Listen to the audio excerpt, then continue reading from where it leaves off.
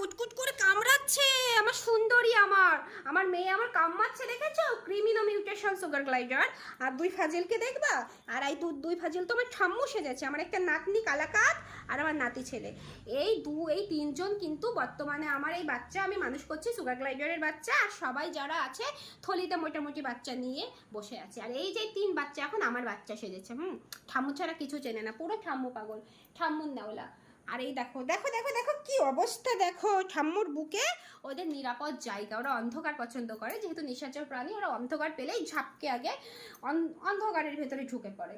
আর এই দেখো আরেকজন কোথায় লুকালো, অন্ধকার পেয়েছে পদ্মার এখানে নাম, পদ্মার পেছনে দেখো, এই দেখো, এই যে পদ্মার পেছনে। মুখের কাছে নিয়ে যা একটু, ফোনটা উঁচু করে দেখ, পালাচ্ছে। এখানে আবার আলো, এখান থেকে পালাচ্ছে।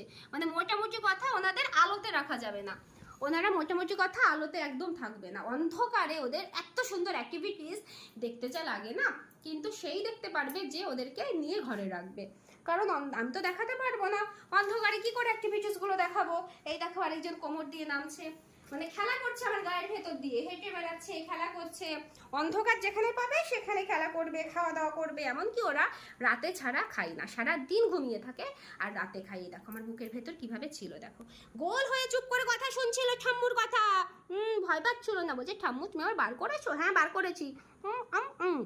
কি সুন্দর আমার সোনা, আমার খুব বোঝে, এত বোঝে।